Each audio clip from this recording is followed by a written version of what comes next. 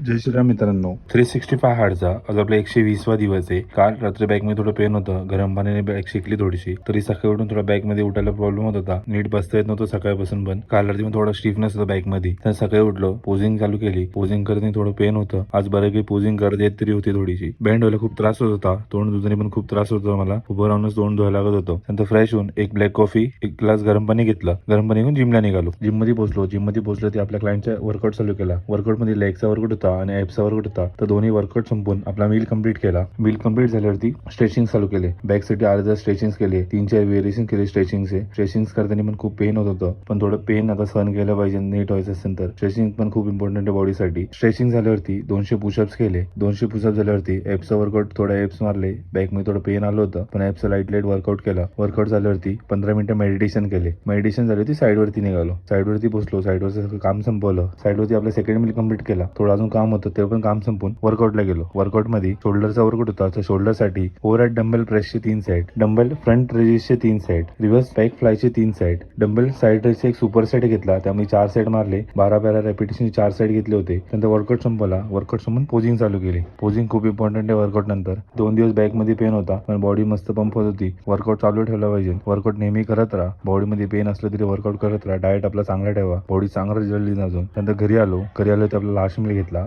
Jai Shriram.